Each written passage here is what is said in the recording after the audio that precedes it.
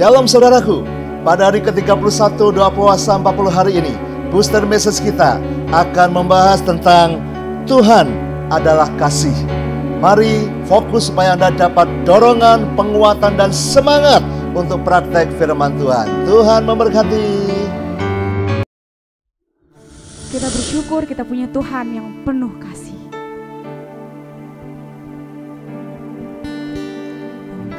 Bapa yang mengasihiku, tak kau pandang bentuk dan rupaku, engkau mengasihiku dengan sepenuh hati, tak pernah sama seperti dunia ini. Engkau Bapa yang mengajariku melewati awan yang kelabu, Kau yang buatku terbang bagaikan raja wali, mengatasi segala pencobaan. Kau Bapa-Ku yang baik, mengerti bahasa tetesan air mata, tak Kau biarkan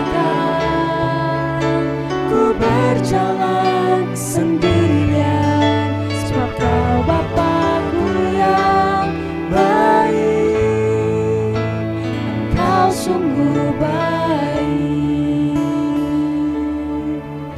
sebab Kau Bapa-Ku yang baik, Engkau sungguh baik.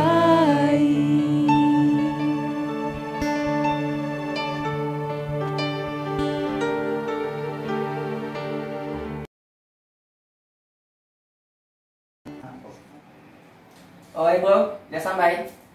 Oh, oke. Aku tak minta uang dari bapakku dulu ya. Oke. Pak, sini pak.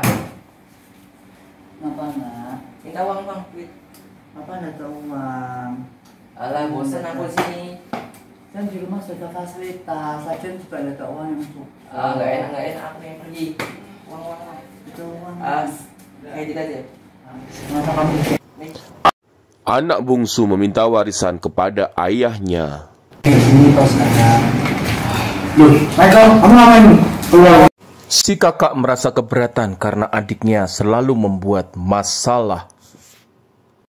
Pergi. Loh, Pak, kamu masih keluar.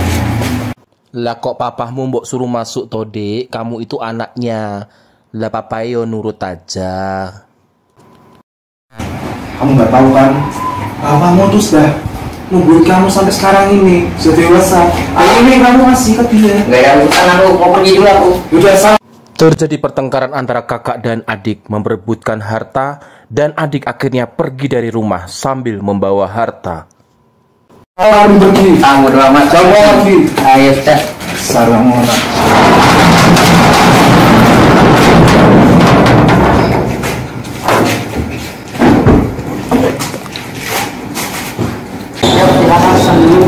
Si adik dengan hartanya dan uang yang dibawanya mencoba mentraktir teman-temannya, mencoba membuat teman-temannya senang, dan mencoba memfoya-foyakan hartanya.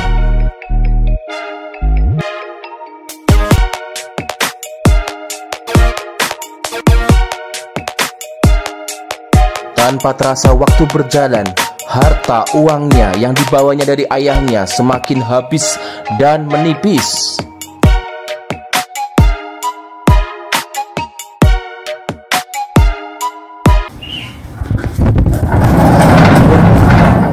Michael gimana ya?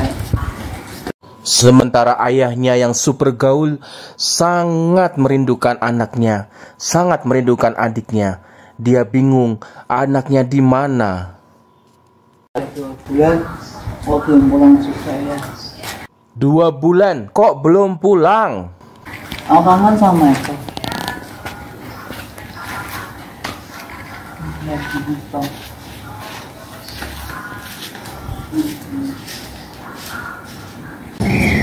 Akhirnya si anak yang menghamburkan uang-uang ayahnya menjadi gelandangan karena dia harus hidup. Dia tidak punya uang untuk makan. Dia menjadi gelandangan yang mencari botol, plastik, kertas, dan apapun yang bisa diambil untuk dijual kembali dan dibuat makan.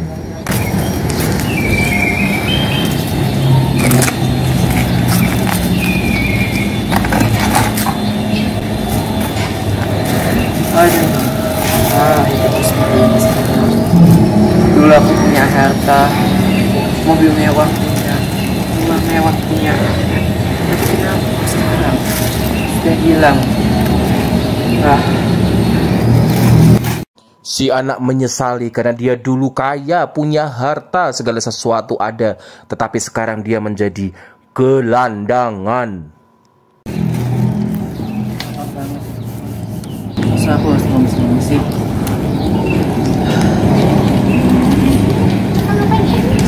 Kita shopping ke mall, kita Tak sengaja ketemu teman-temannya yang dulu ditraktir makan.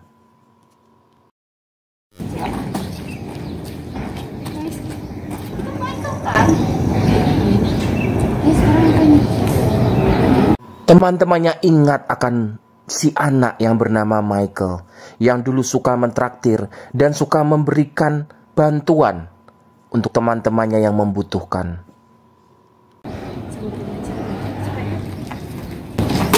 Boleh minta uang nggak buat?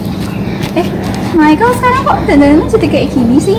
Kamu ngapain di sini nih kan? Si anak mencoba meminta uang kepada mereka, dan teman-temannya mencoba menanyakan, apa yang terjadi kepada kamu, Michael? Kan kotor. Iya, teman-temanmu mana? Guys, kita nggak bisa ikut guys. Dia sekarang jadi susah. Ini dia baik loh sama kita. Pernah bantuin kita susah. Gimana kalau kita sekarang bantuin dia?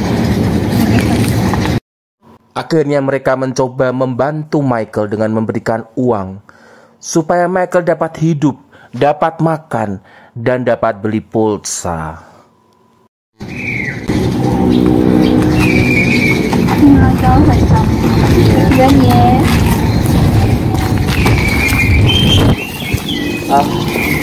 Itu nggak boleh seperti terus. Pulang ah. Kan sama aku nggak ya? Main pulang ah. Michael stres, putus asa.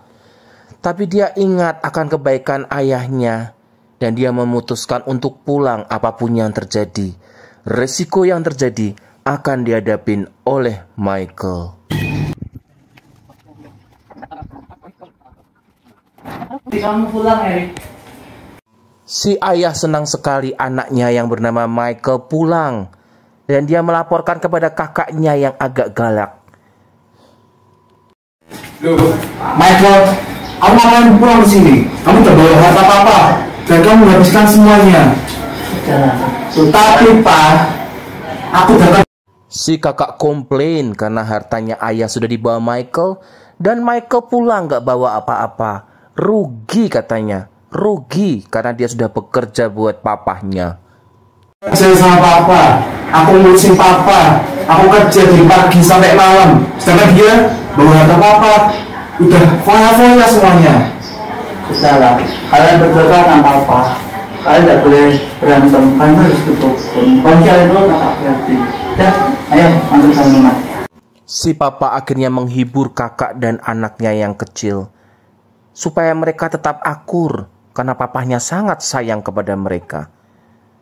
Akhirnya mereka masuk kembali untuk menikmati buka puasa bersama.